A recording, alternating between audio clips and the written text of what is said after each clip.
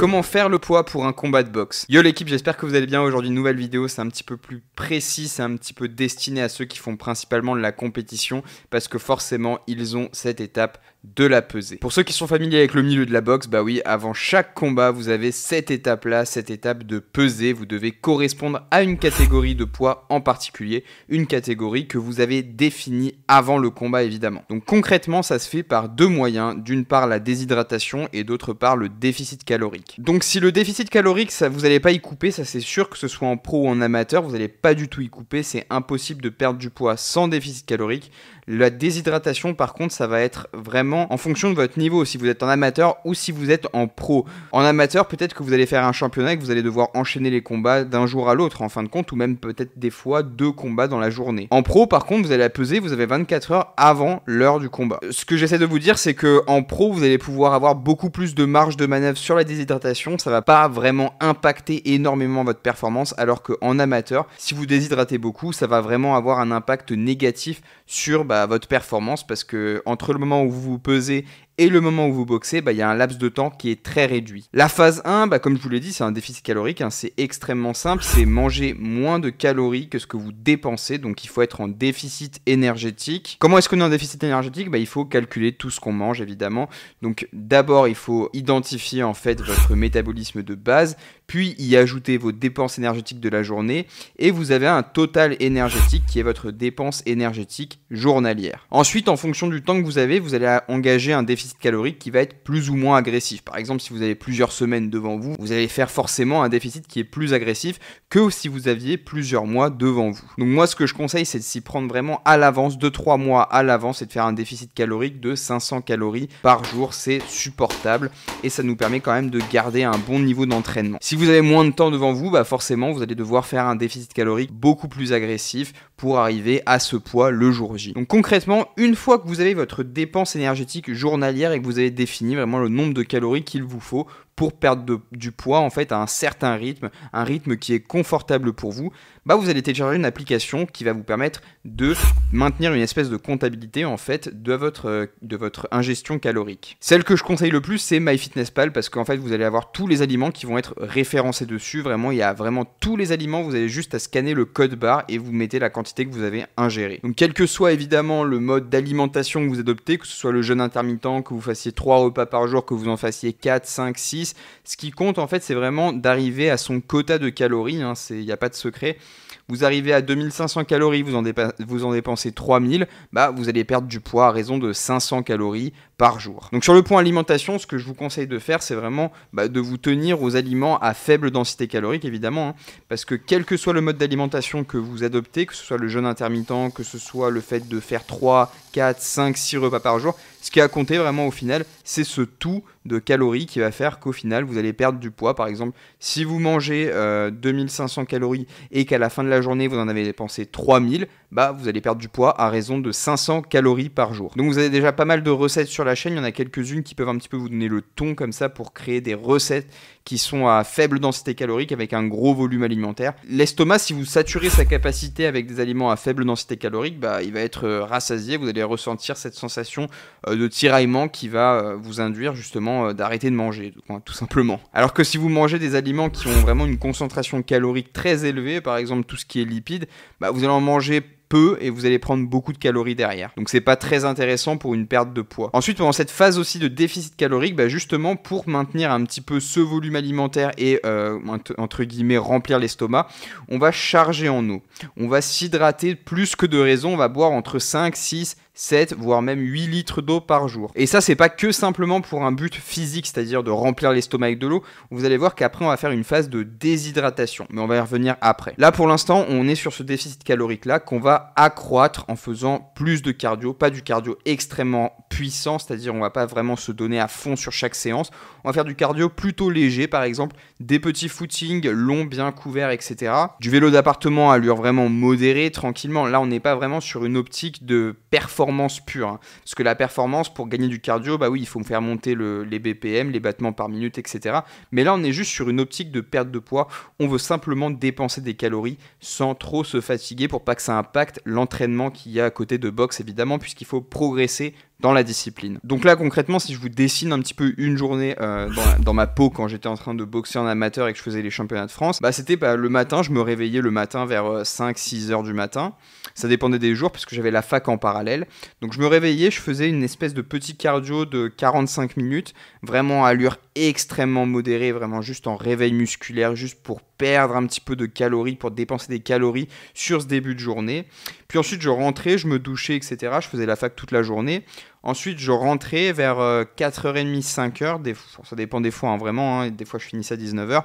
Mais la majorité du temps je finissais à 4h30, 5h. À partir de là, ce que je faisais, c'est que je me faisais une petite marche. Je faisais 30-40 minutes de marche. Et derrière, j'avais l'entraînement de boxe. Donc je partais à la salle et je faisais mon 1h30, 2 heures de boxe. Et franchement, je pense que je dépensais par jour... allez, si on met tout bout à bout, je pense que j'étais à 4500, 5000 de dépenses énergétiques. C'était vraiment pas mal. Donc à partir de là, il suffisait juste que je mange moins de calories que j'en dépensais et je perdais du poids plus ou moins rapidement en fonction des calories que j'ingurgitais. Évidemment, aussi, ce qu'il faut prendre en compte, c'est que plus vous descendez en poids, moins votre corps va dépenser de calories en ce qui est du métabolisme basal. Parce qu'en fait, c'est vraiment votre poids qui va dicter votre dépense du métabolisme basal. Idéalement, ce que vous avez fait, voilà, vous avez fait votre déficit calorique, vous avez fait votre cardio, vous arrivez à peu près à une semaine avant le combat. Et c'est là où on rentre dans la phase 2. Vous avez bu votre eau, etc. Vous arrivez phase 2, maintenant il va falloir déshydrater progressivement votre corps pour enlever les kilos qui y restent, les kilos superflus. Et là, c'est pas du gras qu'on va devoir taper, c'est vraiment de l'eau. Donc, début de semaine, ce que vous allez faire, c'est vraiment, si vous boxez par exemple le samedi ou le dimanche, début de semaine, vous allez maintenir cette hydratation, vraiment cette hydratation en abondance, entre 5 et 6 litres d'eau par jour, toujours. Évidemment, vous tenez quand même votre déficit calorique, encore et toujours, toujours le même déficit calorique. C'est que vers la moitié de la semaine, en fait, qu'on va switcher et qu'on va passer en surplus calorique. Par contre, ce qu'on va commencer à faire déjà en début de semaine, c'est de virer progressivement les glucides. Je rappelle pourquoi on fait ça, parce que les glucides, chaque gramme de glucides retient 3 ml d'eau. Donc faites le calcul rapidement, vous voyez que pour peu de glucides que vous mangez, vous retenez 3 fois plus d'eau. Donc il va falloir commencer à virer progressivement les glucides, faites-le progressivement, vous divisez pas par deux d'un coup, vous essayez graduellement de descendre. Et vous allez voir que simplement avec cette manipulation, en fait votre poids il va déjà baisser progressivement sur la semaine. Une fois que vous arrivez vers jeudi, vendredi, là c'est là où ça va commencer à être difficile, dans le sens où on va passer à la phase de déshydratation. Donc là ce qui va se passer, c'est qu'on va couper l'eau, on va passer de 5 litres d'eau par jour à 1 litre d'eau par jour, vraiment on coupe tout du jour au lendemain. Pourquoi ? Parce qu'en fait notre corps il va comprendre que on n'est pas dans un état où on va manquer d'eau sur le long terme, donc en fait on va continuer à aller aux toilettes régulièrement, parce que vous allez voir, quand vous buvez 5, 6, 7, 8 litres d'eau par jour, vous êtes pratiquement toute la journée aux toilettes. Mais le fait de le couper direct, en fait votre corps il va continuer dans sa démarche en fait d'expulsion de cette eau, parce qu'en fait il n'est pas dans un climat où il pense qu'il va manquer d'eau. Et ça peut se faire que si vous le coupez directement. Si vous coupez graduellement, c'est une autre histoire, et vous n'allez pas autant aller aux toilettes, et vous n'allez pas évidemment entre guillemets perdre autant de poids. Donc là vendredi soir, ce que vous allez faire, c'est vraiment là par contre il va falloir réduire drastiquement le self. C'est vraiment juste très peu le strict minimum. Faut pas couper totalement, parce que les sels minéraux c'est important, surtout quand on perd beaucoup d'eau. Mais là il va falloir faire ça, il va falloir couper relativement beaucoup le sel. Et on va entamer cette phase de déshydratation qui va être plutôt sévère en fonction du poids que vous avez à perdre. Donc là évidemment c'est vous qui gérez en fonction. Moi je vous donne vraiment le schéma. Si vous avez par exemple 10 kilos à perdre, je vous dis le cheminement à faire depuis le début jusqu'à la fin. Mais gérez votre poids évidemment, vous n'allez pas aller jusqu'à ça, vous n'allez pas aller jusqu'à cet extrême là si vous avez qu'un kilo à perdre quoi. Donc pour cette phase de déshydratation, ce que vous allez faire, c'est faire le moins possible, en faire le moins possible, mais perdre le plus d'eau possible. Je prends un exemple, par exemple vous avez tout ce qui est bain, etc., les bains chauds, c'est peu efficace, c'est vraiment pas efficace du tout. Moi j'ai fait le test déjà, on perd vraiment pas beaucoup d'eau. Je suis passé par le bain chaud, j'ai essayé de perdre, je crois que je voulais perdre 500 grammes, il me restait 500 grammes. Ça m'a pris, je crois, 4 heures pour perdre les 500 grammes. C'est vraiment pas efficace du tout. Par contre, ce que je vous conseille, c'est simplement de vous couvrir. Vous prenez une sauna suit, donc vous savez, les tenues comme ça qui sont faites en plastique tout simplement, et qui sont faites pour vous faire transpirer plus. Vous vous couvrez aussi d'une espèce de crème qui s'appelle l'Albolène, qui a la fonction en fait d'ouvrir les pores de votre peau, et les pores de votre peau, pardon. et de faire sécréter encore plus d'eau. Et là, à partir de là, ce que vous faites, c'est que vous vous mettez sur un vélo d'appartement, vous mettez vraiment l'allure la plus légère que vous pouvez et vous pédalez.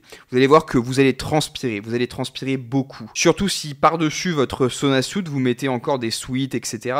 Plus vous chargez, plus vous mettez des couches et plus en fait votre corps va dégager de chaleur qui va être emprisonnée dans cet amas de couches là et en fait vous allez transpirer naturellement. Donc avec cette technique là, vous pouvez perdre 2-3 kilos facilement en, je sais pas moi, 1 heure, vraiment à allure extrêmement légère, sans vous fatiguer, sans faire des trucs vraiment hardcore la veille du combat qui pourraient impacter votre performance directement quoi. Parce qu'il faut garder ça aussi en mémoire, hein. Vous allez boxer le lendemain, donc il faut pas non plus vous fatiguer trop. Donc là, à partir de là, ce que vous faites, c'est que vous allez vous coucher et normalement, pendant la nuit, vous allez aussi perdre du poids parce que vous avez votre respiration qui fonctionne normalement. Donc le lendemain, logiquement, vous allez vous réveiller beaucoup plus léger et peut-être même qu'après un passage aux toilettes, vous serez encore plus léger et logiquement, vous serez au poids qui va être celui que vous avez défini à la base. Donc voilà, c'est tout pour cette vidéo. J'espère qu'elle vous a plu, qu'elle vous a intéressé, qu'elle vous a appris des choses, parce que c'est vrai que en boxe, je vois qu'il y a pas mal de gens en fait qui galèrent vraiment dans cette phase-là de perte de poids. On confond la perte de gras et la perte de poids. Là, on est sur deux choses différentes parce que vous voyez quoi, d'une part, on manipule tout ce qui va être calories, donc la perte de gras, et d'autre part, on va manipuler en fait l'hydratation, donc ça va être la perte de poids au sens poids physique, pas poids masse graisseuse. Donc voilà, c'est déjà la fin de cette vidéo, j'espère qu'elle vous a plu. Si c'est le cas, n'oubliez pas, comme d'habitude, lâchez-moi un commentaire, lâchez-moi un pouce bleu, lâchez-moi un abonnement. Moi, je vous retrouve tout de suite dans une prochaine vidéo. Allez, tchuss!